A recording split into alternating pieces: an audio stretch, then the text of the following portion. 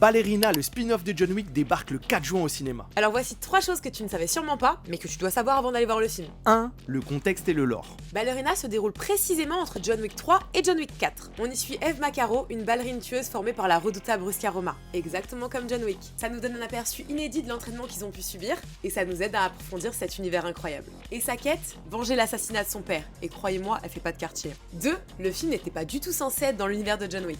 Le script de Ballerina a été écrit il y a 6 ans, et de base, il n'était pas du tout fait pour l'univers de John Wick. C'est seulement en regardant la bande-annonce de John Wick 2 que le scénariste a eu le flash de l'intégrer à cet univers. Et d'ailleurs, de base, l'actrice principale c'était moi, mais au final, j'ai pas été sélectionnée au casting.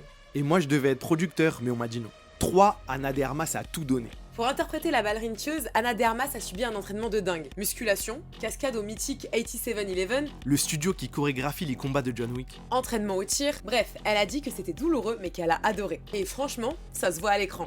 Et pour un budget de 80 à 90 millions de dollars, ça envoie du lourd. D'ailleurs, en 2024, le film a été repoussé d'1 an pour rajouter encore plus de scènes d'action. Ça, c'est une bonne nouvelle pour les fans et on le confirme, il y a énormément de scènes d'action. On a eu la chance de le découvrir en avant-première, mais chut, pour l'instant on n'a pas le droit d'en parler, mais on vous donnera notre avis en vidéo très prochainement. Alors petit conseil, foncez voir Ballerina au cinéma le 4 juin. Et faites attention, si vous vous abonnez pas, la salle elle sera peut-être pleine d'assassins.